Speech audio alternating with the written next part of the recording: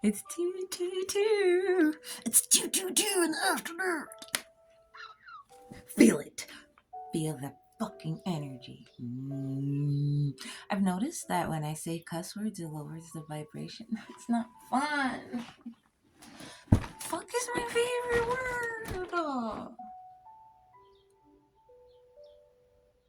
Hi, my name is Kayla. I go by Alu-tru. I can't cuss anymore because it lowers my vibration. How are you? It's 222 in the afternoon. And I just got some confirmation and it made me feel really good in my soul. So I just have to learn how to be patient. In the meantime, I'm going to think of. No, I'm not. Bro. I'm a freaking flacking idiot. This is what I did. It's not that I underestimated myself or anything like that. I'm just really dorky. Okay, very goofy, very silly. That's just who I am by nature. I'm just this dorky, silly little thing, right? And fucking. I was up late too, by the way. I gotta stop doing that. Everything gets so hilarious. The more sleepy I get, and obviously my words and grammar will be mixed up and messed up. But everything becomes more hilarious. Like it's 10 times funnier than it should be. For example, one of my favorites. I couldn't even get it out. Like I couldn't even say it. I was trying to tell my ex-boyfriend I wanted to make waffles and put them in the oven in the morning. Like make waffles and then when I was done, put them in the oven so my brother wouldn't see them, right? But all I said was put the waffles in the oven. And he said, put the waffles in the oven? There's waffles? And I couldn't stop laughing. And then I was like, there might be. And it was just so funny. It was just so funny. And it wasn't, right? Like, it wasn't funny at all, but to me, it was the most hilarious shit ever. Put the waffles in the oven. There's waffles? There might be. What? Dying, right? So fucking celebrating people online. That's what I do. Honestly, I just look at everything and I go applause and do emojis. And then I found out yesterday from the wonderful Miss Amy from the Johnny G Vinyl Show that my comments get flagged on YouTube when I use too many emojis. And I was like, well, I gotta stop me somehow. I'm a superhero on Tuesdays. And then after that, I just continued to do all the emojis and stuff like that because who the fuck cares? Anyway, yesterday. Did we get to yesterday yet? Did I finish what I was talking about? Yesterday, I was watching In the Heat of the Night. And that is my jam. Oh. And then, while I was watching it, this guy came on. I was like, it's the guy. It's the guy. And I kept hearing, what guy? Who? I was like, it's him. It's him. You know, and I'm just like freaking out. And I'm like, what's his name? I'm like, I don't fucking know, but it's him. And they're like, how do you know it's him? I'm like, his voice. And I'm like, he's the only one who sounds like that ever in the eons of time. Like, it's him. You know, and I'm like freaking out because it's him. And you know me and my parallel. So I'm like, oh my God, I can't believe it. I'm like, in my lifetime, I get to like hear him sing like live, right? Air quote live. I'm like, oh my God, like this is fucking incredible. And on top of that, Carole King wrote the song that he was singing. So now I'm really freaking out, right? Carole King already knows I love and adore him, and he's like the grandpa I wish I could have. He's just epic. And here's fucking Robert Goulet. And then I really freaked out. I'm like, oh my God, it's fucking him. Like I've been saying it this whole time, but now there's a name for the him. And he's like, yes. I'm like, dude, this is incredible. And he's like, the speaker is incredible. Like the bass and everything, and oh, it was good. It was a really good moment for us.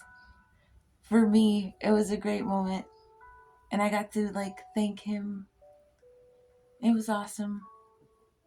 And then later on, I was like, "Where's Robert Goulet? What era is he from? Who is like, what is this?" And some dude was like, "He's all right," because we were listening to the vinyl record show, you know. And I was just like, "Wow, how freaking incredible is that?" Just freaking out, right? Like getting to meet him. And then he goes, "That wasn't actually a song. Carole King wrote a poem for his wife." And you know, we were talking, and he was like, anything could be a song." So me and Richard and we all got together and sat down.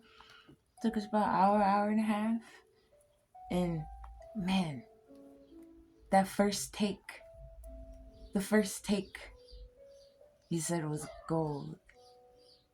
He's like, that moment will never be recreated again. Like, that was the first time that song had ever been performed, heard anything like that. You know what I'm saying? Like, such an iconic original piece. I'm assuming everything he did before. What the fuck happened here? Everything he did before that was a cover, right? Or something, or one of his. And so for him to do this original song that no one had ever heard and to not get any applause on it, it hurt. It hurt. He said it hurt because he loved it so much. He thought it was so beautiful. And he took that with him. He took that memory with him. That I'm really gonna cry. Oh my god, that was so real for him. That was really, really real for him.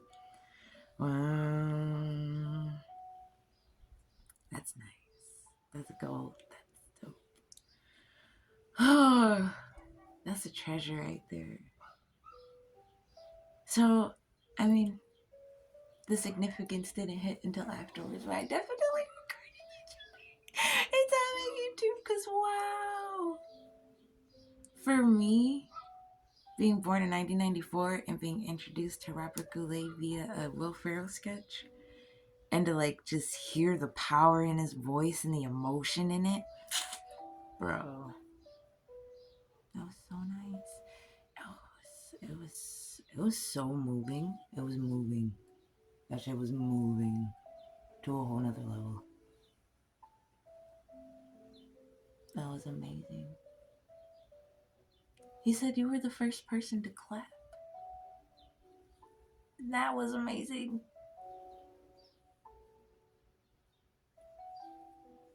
That's so good.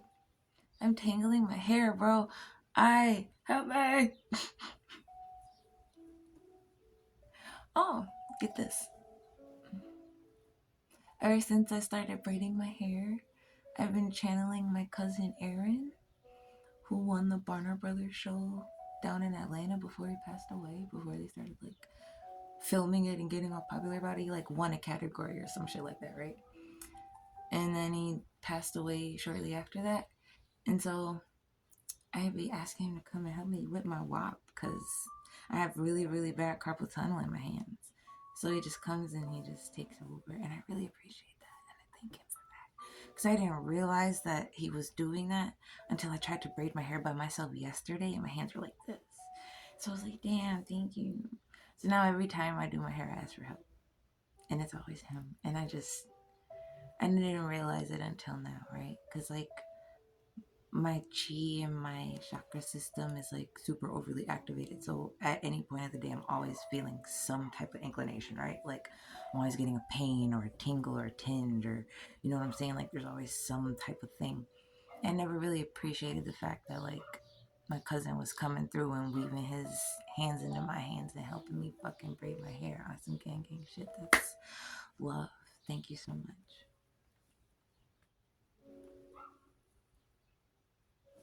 Today, my friend called me and he's in rehabilitation, and he asked me how I turned the receiver down without touching it. And I thought that was dope because literally right before he called me, I was so like I need confirmation that I'm not delusional, like my sis said earlier today. She's like, well, can I just see a rainbow? God's like, do you have to see a rainbow? I just stopped the water. And I'm like, I got you.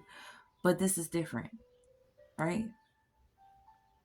This is me sitting in isolation, talking to myself, right? Right. You kind of need a little more fucking confirmation than that. I will go check myself into a fucking facility, okay? Like, I'm not playing these fucking brain games. I know the power of the mind. I understand. I have seen the damage that it can do. I need some fucking confirmation that I'm not losing my shit. Okay? I got that today.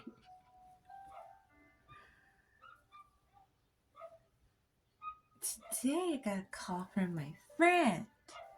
He goes, how did you turn the receiver down in my room without touching it? I'm like, well, I used my chi and I used my heart chakra. I'm like, sometimes when your shit is supercharged and overpowered, you can just project your energy and you don't have to do things like touch the receiver. And then I stood in the middle of his room. I literally just stood in the middle of his room and I was like, and I was like, and he was like, and what was the dopest part of it was like the knob. He was like, what the fuck? What the fuck? And then I just started playing with the static in the air. Like, alien frequency, I call it. Because it sounds like that. Like back in the old school TV days when they're like, oh, we're receiving alien radio signals.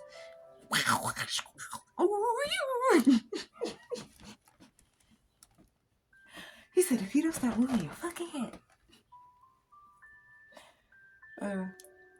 Yeah. Oh, yeah. So he called me today, and I got to explain my chi use and not really how I do it, because that would take a really fucking long time, but just the basics of it, you know? And I will say, out of my 16-year practice, obviously I've learned more myself than I have with the collective, just because I'm curious like that. Like, I take myself down fucking rabbit holes, okay? You're not about to sit up here and be like, A, B, C, D. We're gonna focus on E, F, G. What the fuck about A, B, C? What happened there? Can I get the whole story, right? Can you just brush on it? Can I get the whole fucking thing? Ah, okay, cool. You know? And sometimes those lead to other letters in the alphabet. Because the A is an upside down V with a line in the middle. And the B is just a double O. And the C is just a U with some spunky attitude. So what's really going on here? You know? It's a blessing and a curse, honestly.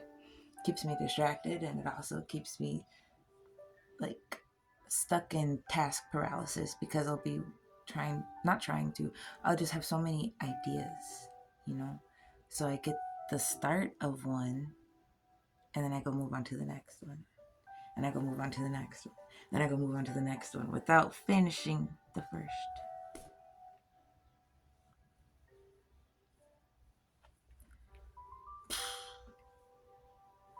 And also, I need to collaborate with a lot of different people for a lot of shit that I want to do. And I just can't trust people that I can see demons attached to. I can feel negative energy on. I don't try. I don't try to listen to people. I just hear it. Especially when my energy is like, there ain't no going back. You know what I'm saying? Once it's there, it's there. So, for your sake and my sake, I keep myself in the house and I keep my telepathy locked as much as possible. But you know how relentless spirits are.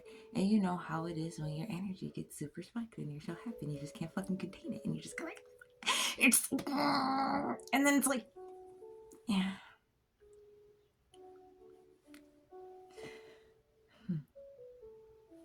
So I try my best to contain it and keep it in a bubble. Because who the fuck can deal with that?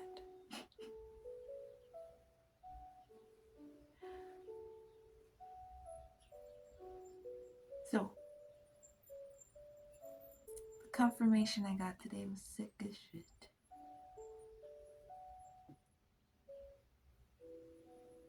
Then said he can hear me sometimes. Then said I cut his Wi-Fi off.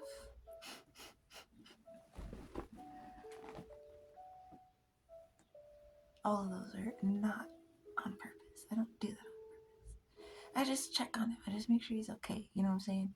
Like, stay focused. Type shit. Just looming over him. Stay focused. Cut everything off. Focus! And then I dip out. Or I'll be thinking like, because I told his family I would make dinner for him when he got back. So I'll like really think about that. Right? He's like, yeah, I can feel and hear that. Which is dope. Which means the person that I'm supposed to marry can feel and hear me too. Which is dope. Absolutely. Because for the longest in my life, my telepathy was something I struggled with. And I still struggle with it till this day. And that is the confirmation I need. Are you responding, or am I responding myself because my brain needs to hear a response to the fucking thing I just said? Right? I know the difference between my voice, but I'm also very good at doing other things with my voice, and sometimes I like to entertain myself. So I need to be sure that my brain ain't talking to me. So I'm happy I got the confirmation on dead. I needed that. I met Robert Goulet yesterday. I needed that confirmation that I wasn't fucking tripping balls in my sobriety. Someone slipped some acid into my tea and I spoke to Robert Goulet.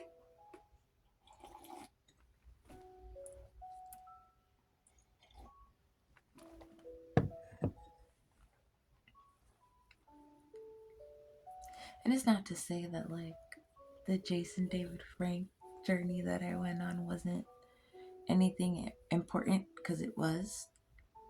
Again though, most of that had nothing to do with me. You know what I'm saying? That wasn't my journey. I was just helping along the way like I do everybody else. It's just like sending a dead person well wishes. The only thing was I was doing it out of the Tibetan Book of the Dead, and I was being very visual about it, right? My brain. So who's to say that my brain isn't being like, look how amazing and graphic I can be when you're not fucking paying attention? Nah, nigga, you're a fucking medium and you're watching dead people go through a fucking transformation into rebirth, and you need to fucking get a grasp on that. You need to figure out how to integrate that into your reality. And I can't.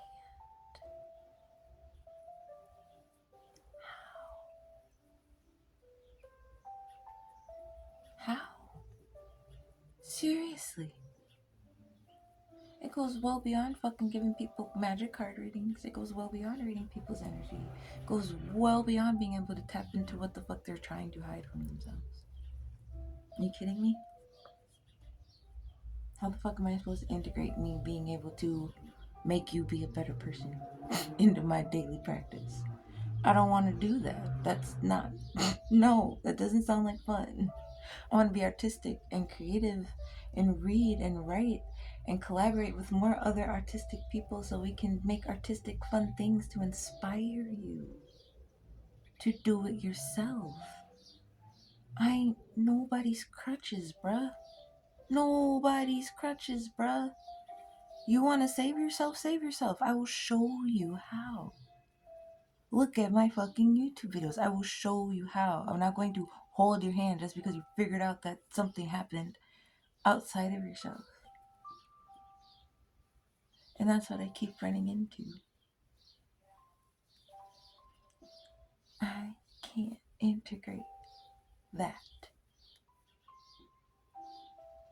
into daily practice. That is task paralysis for me. I can inspire and teach you without having to sit and lecture at you. I don't want to have to sit and lecture at you. There are people who will do that, Let me grab those people who want to sit and lecture at you. I'm more of a pastor. Let me talk at you for an hour. Let me say some philosophical shit and be on my fucking way because I got other shit to do. I'm not trying to be up in front of the camera talking at you. That ain't me, yo. I like being artistic. I like being creative. I'd rather show you than tell you, bro.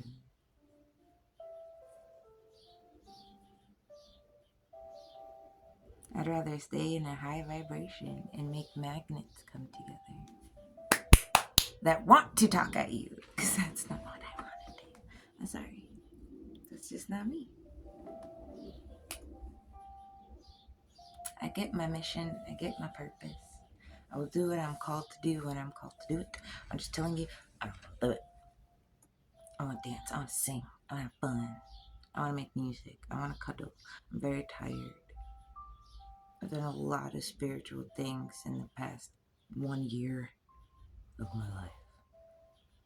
I've done a ridiculous amount of spiritual things in the past 10 years of my life. In the position I'm at right now, in this moment, I'm ready to receive the bounty for all the spiritual debt that I cleared for other people.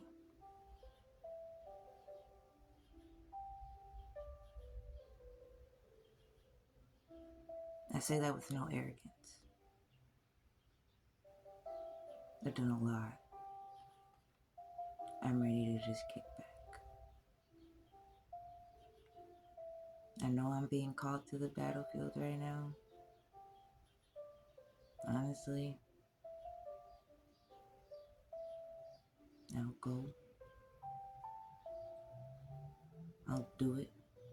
But I ain't gonna do it with a smile on my face. I'm gonna be disgruntled about everything the whole fucking time. I'm just kidding. I don't have it in me. I couldn't. Oh my god.